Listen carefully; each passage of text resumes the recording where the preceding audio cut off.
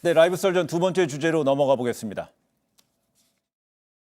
정치를 이렇게 추하게 할지 몰랐습니다. 정치인의 발언에 품격이 좀 있었으면 좋겠다 이런 말씀을 드립니다.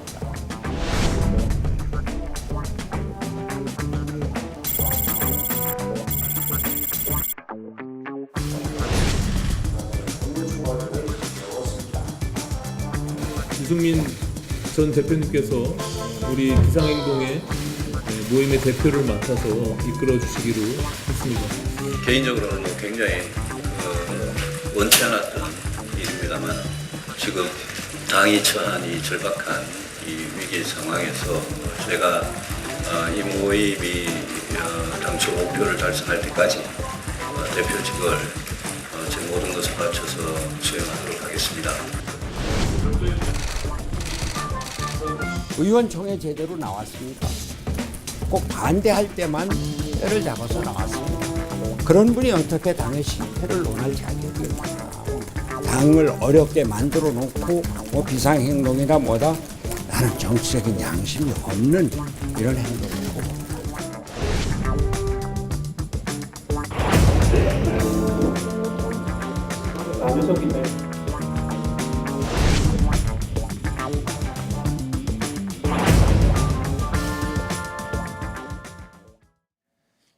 예, 그 바른미래당 공식적으로 두 갈래로 나뉘었습니다. 창업주격인 유승민 전 대표를 중심으로 한 비당권파가 오늘 손학규 대표 체제에 맞서서 별도의 기구를 만들었는데 유승민 의원이 대표를 맡았습니다. 그렇습니다. 예, 비상행동이라고 하는 걸 만들었는데요. 한 문장으로 정리를 하면 바른미래당이 다른 미래당 됐다.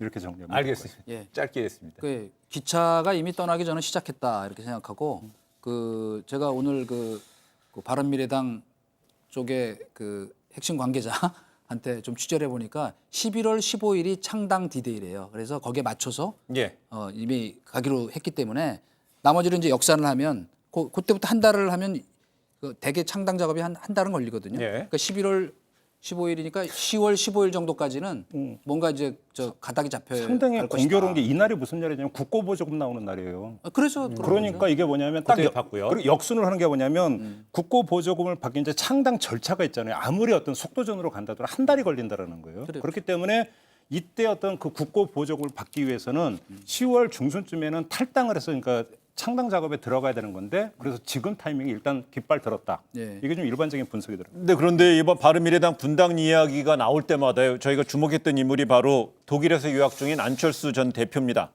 안 대표는 어제 베를린 마라톤에서 이 풀코스 완주를 했다고 그럽니다.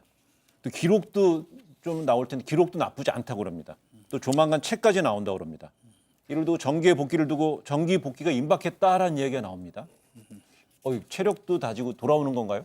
그러니까 그 가기 전에 이제 본인이 그랬던 게 강철수다. 네. 강하다 그럴 때 이제 강자를 썼고 이제 상당히 강조를 했는데 육체적으로 많이 강해졌나 봐요. 네. 마라톤 완주가 쉬운 게 아닌데.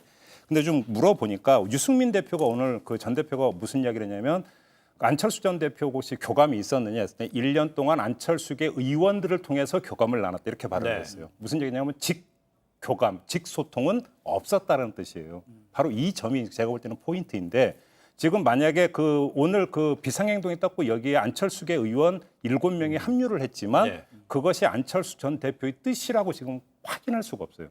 확인이 되질 않고 또 안철수 전 대표의 스타일상 밖에서 거중조중하면서 오다를 때리는 그런 인물이 아니라는 거예요. 그렇기 때문에 안철수 전 대표가 귀국을 해서 어떤 입장을 밝힐지 현재로서는 아무도 모른다. 예. 이게 지금 당 안팎에서 나오는 예. 이야기예요. 우선 그 안철수 리더십의 특징 중에 하나가 뭐냐면 그 수평적인 횡적인 옆에 그 저 커뮤니케이션이 잘 그 소통이 잘 안 되는 분이에요. 그러니까 안철수 대표가 지금 무슨 생각을 하고 있는지 전 대표가 정확히 아는 사람이 솔직히 없어요. 네. 다만 요 벌어지고 있는 그 마라톤 그 저 관련된 그 저 이 경주에 나가고 그다음에 이제 그 책을 내고 하는 걸 보면 분명히 이제 몸은 풀고 있는 거다. 그런데 아직까지는 그 총선 문제하고 유승민 대표와의 연대에 대해서 어떠한 그 확실한 시그널도 예, 맞아요. 신호도 없다. 그러나 이제 전보다는 조금 더 관측하는 거죠, 다.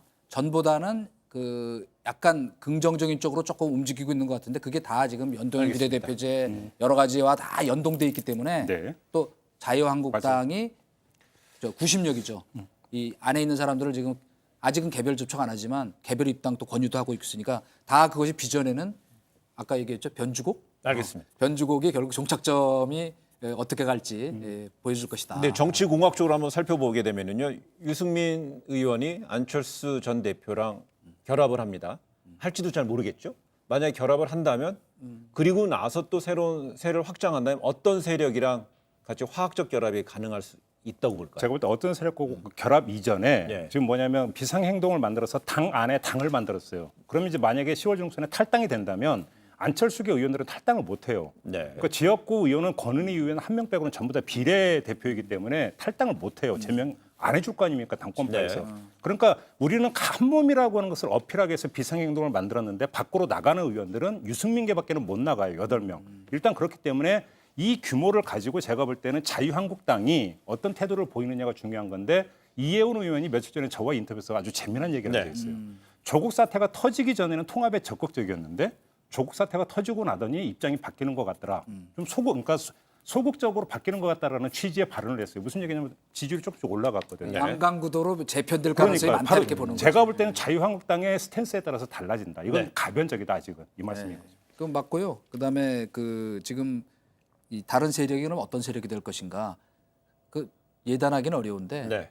그 지금부터 이제 노력은 하겠으나 결국 자 그 양강구도로 갈 것이냐 지금 얘기한 네. 것처럼 아니면 지금부터 뭔가 40% 가까이까지 늘어난 것으로 추정되는 일부 여론조사에서 그쪽의 말하자면 목소리가 커질 가능성이 많으냐가 결국 어떤 세력이 합류할 것인가 하는 네. 것인데 지금 이제 제3지대에서 무슨 그 중도 보수 움직임들이 또 여러 군데 갈래가 있거든요.